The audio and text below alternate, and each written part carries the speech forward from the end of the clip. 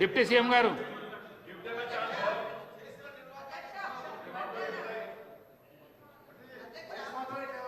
Deputy CM గారు మాట్లాడినాక madam గారు మీకు ఇష్టం మీరు కూర్చోండి. అధ్యక్ష మీరు కూర్చోండి. 1 minute మాట్లాడతా కూర్చోండి. ఓపిక లేకపోతే ఎట్లా? ఓపిక లేకపోతే ఎట్లా? అధ్యక్ష 2 గంటలు సభని 2 hours మీరు ఏం చెప్తారు వినుకుంటా ఈ రకంగా నిన్నట్టు చూస్తాను అధ్యక్ష. కావాలని లేకుండా కూర్చున్నారు. బుల్డోజ్ చేసి మీ ఇష్టం వచ్చినట్టు డిక్టేట్ చేస్తా అంటే అది కరెక్ట్ కాదు అధ్యక్ష. I'm appealing them please. నేను అప్పీల్ చేస్తాను, దయచేసి కూర్చోండి. కూర్చోండి, నేను మాట్లాడిన తర్వాత కావాలంటే మళ్ళీ సబితా ఇంద్రారెడ్డి గారికో వారికో మైక్ ఇద్దరు గారు దయచేసి కూర్చోవాలండి అధ్యక్ష. అధ్యక్ష please, I'm appealing them please, దయచేసి కూర్చోండి. ఇక్కడ ఏం అన్యాయం లేదు, దయచేసి కూర్చోండి. అధ్యక్ష ఇస్తా అంటున్నా. అధ్యక్ష ప్లీజ్, నేను ఇస్తా. సబితా ఇంద్రారెడ్డి గారికి ఇస్తా. నేను మైక్ ఇస్తా, కూర్చోండి. నేను మైక్ ఇస్తా, కూర్చోండి. అధ్యక్ష కూర్చోండి. అధ్యక్ష ఇది కరెక్ట్ సాంప్రదాయం కాదు అధ్యక్ష. ఏదో రకంగా తొండిగా సభని మా ఇష్టం వచ్చినట్టు మేము అల్లరి చేస్తామంటే ఇది కరెక్ట్ కాదు అధ్యక్ష. దయచేసి నేను విజ్ఞప్తి చేస్తా ఉన్నాను, పదే విజ్ఞప్తి చేస్తున్నాను. దయచేసి కూర్చోండి అధ్యక్ష. దయచేసి ప్లీజ్ వారిని ఒక్క నిమిషం అధ్యక్ష దయచేసి కూర్చోండి. నేను మాట్లాడిన తర్వాత మళ్ళీ వారికి మైక్ ఇద్దరు కానీ. సార్ దయచేసి మీరు కూర్చోండి, నేను మాట్లాడిన తర్వాత. సార్ ప్లీజ్ 2 నిమిషం, 1 నిమిషం కూర్చోండి. దయచేసి కూర్చోండి దయచేసి కూర్చోండి. అధ్యక్ష ప్లీజ్ కూర్చోండి. అధ్యక్ష నేను సబితా ఇంద్రారెడ్డి గారు మాట్లాడింది చూశాను అధ్యక్ష. చాలా ఆవేదన భరితంగా బాధతో వారి సభలో మాట్లాడుతూ ఉంటే చూసి సరే వారి బాధ ఏంటో ఒకసారి నేను కూడా మాట్లాడదామని వచ్చాను అధ్యక్ష.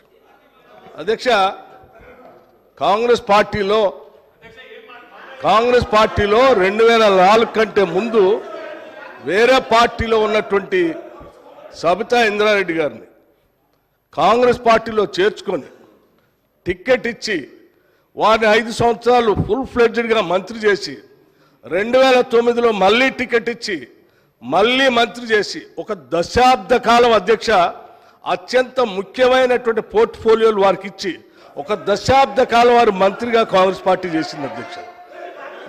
2009 నుంచి 2014 వరకు మంత్రిగా ఉన్నటువంటి సబితా ఇంద్రారెడ్డి గారికి 2014లో కూడా కాంగ్రెస్ పార్టీ టికెట్ ఇచ్చింది అధ్యక్ష.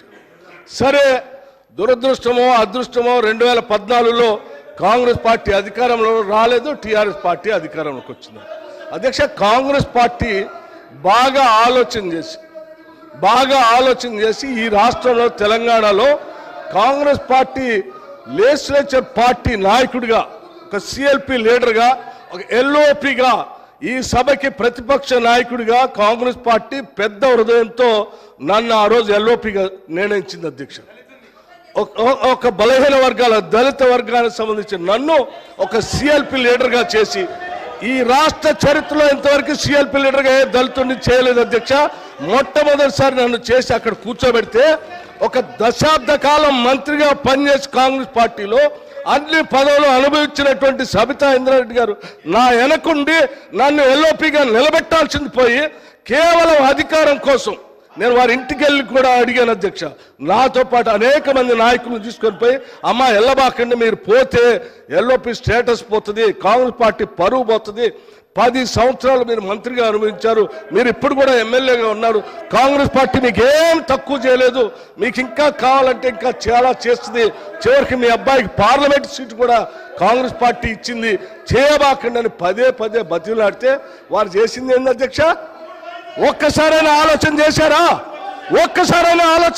మీరు ఏం ఆలోచన చేశారు అధ్యక్ష?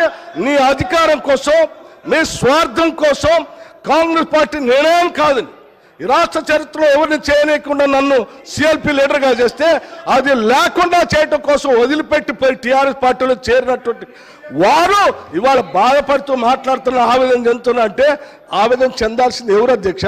నేనా, కాంగ్రెస్ పార్టీ, లేకపోతే ఈ రాష్ట్రంలో ఉన్నటువంటి ప్రజాస్వామ్యవాదుల ఎవరు అధ్యక్ష బాధపడాల్సింది? వారా? ఇంకా ఏం ముఖం పెట్టుకొని ఈ సభానాయకుడిని రేవంత్ రెడ్డి గారిని ముఖ్యమంత్రి గారిని పట్టుకొని ఇంకా మాట్లాడుతున్నారు. దేనికి మాట్లాడుతున్నారు అధ్యక్ష? ఏం చేశారని, ఏం గొప్పలు సాధించారని, ఏం చేశారని? పార్టీలు మారి పరువు తీసి మొత్తం ప్రజాస్వామ్యాన్ని కూలి చేసింది కాకుండా ఇంకా మాట్లాడుతూ ఉన్నారు, ఆవేదన చెందుతున్నారు, బాధపడుతున్నారు. అంటే బాధపడాల్సింది ఎవరు అధ్యక్ష? ఇది కాదు, బాధపడాల్సింది మీరు. ఏం మాట్లాడుతూ ఉన్నారు? ఇంకా ఏం కూర్చోండి, దయచేసి కూర్చోండి అధ్యక్ష. ఏం మాట్లాడుతున్నారు? ఇంకా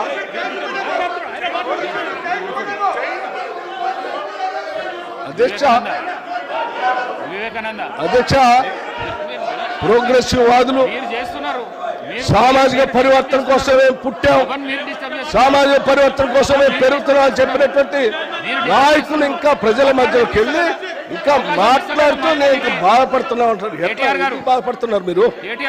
ఎందుకు బాధపడుతున్నారు? కూర్చోండి. ఏంటి పద్ధతి? ఇది కరెక్ట్ కాదు కదా. కూర్చోండి. బాధపడతా ఉన్నారని ఏంటిది అధ్యక్ష? ఈ పద్ధతి ఏం బాగలేదు.